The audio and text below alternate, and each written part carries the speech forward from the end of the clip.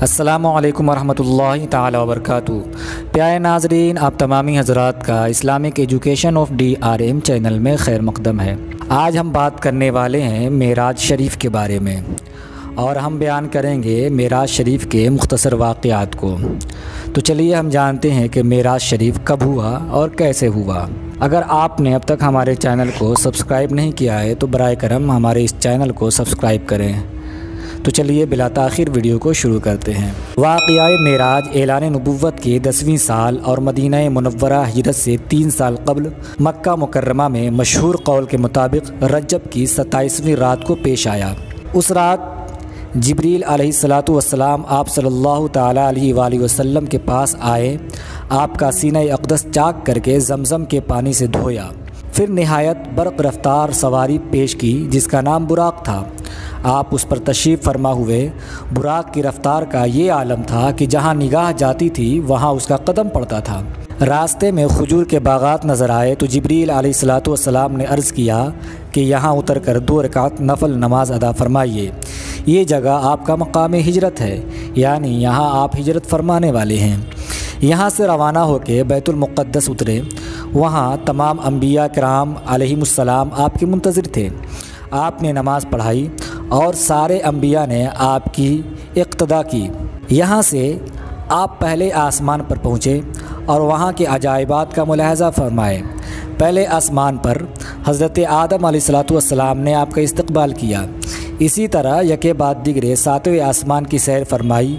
7ویں آسمان پر خانہ کعبہ کی طرح بیت المعمور ہے، جہاں روزانہ 70,000 فرشتے طواف کرتے ہیں اور ان کی قیامت تک دوبارہ باری نہیں آتی۔ بیت المعمور کی دیوار سے ٹیک لگائے حضرت ابراہیم علیہ السلام سے ملاقات ہوئی۔ یہاں سے آگے بڑھے تو ایک مقام پر بیری کا عظیم الشان درخت آتا ہے۔ یہاں پہنچ کر جبریل علیہ السلام رک جاتے ہیں اور عرض کرتے ہیں کہ یہ میری آخری حد ہے، اس سے آگے جاؤں گا تو جل جاؤں گا، یہاں سے آگے آپ کو اکیلے ہی جانا ہوگا۔ جبریل علیہ السلام کو پیچھے چھوڑ کر آپ صلی اللہ تعالیٰ علیہ وآلہ وسلم آگے بڑھے تو ایک تیز رفتار سواری پیش کی گئی جس کا نام رفرف تھا۔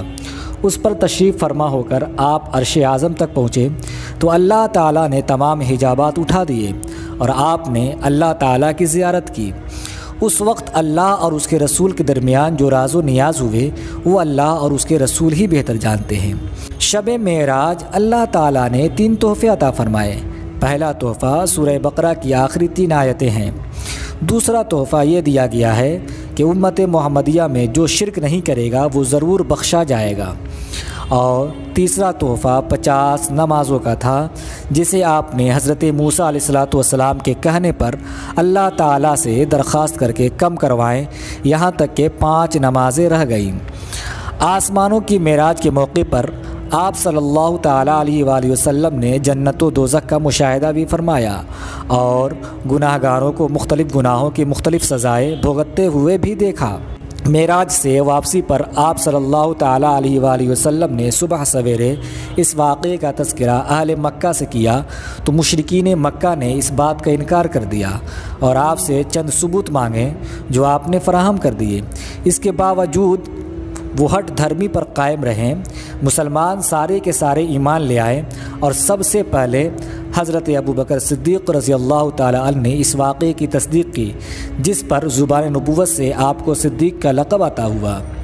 واقعہ معراج اللہ تعالیٰ کی قدرت کی نشانیوں میں سے ایک نشانی ہے جو بظاہر چشم زدن میں رونما ہوا، لیکن در حقیقت کتنا وقت لگا یہ اللہ تعالیٰ اور اس کے رسول صلی اللہ تعالیٰ علیہ وآلہ وسلم ہی بہتر جانتے ہیں۔ اللہ تعالیٰ نے اس رات اپنے محبوب پیغمبر حضرت محمد صلی اللہ تعالیٰ علیہ وآلہ وسلم کو اپنی قدرت کاملہ کا مشاہدہ کرایا۔ پیارے ناظرین، آپ کو واقعہ معراج کا تذکرہ 15ویں پارے کے شروع والی آیتوں میں اور 27ویں پارے کے سورہ نجم میں تمام باتوں کا ذکر ملے گا۔ اگر آپ مزید زیادہ جاننا چاہتے ہیں تو قرآن پاک کی ان آیتوں کی تفسیر پڑھیں تاکہ آپ کو بے انتہا معلومات حاصل ہو سکے۔ پیارے ناظرین، آج کے لیے بس اتنا ہی۔ جب تک کے لیے السلام علیکم ورحمۃ اللہ تعالی وبرکاتہ۔ Subscribe now and press the bell icon. Never miss an update.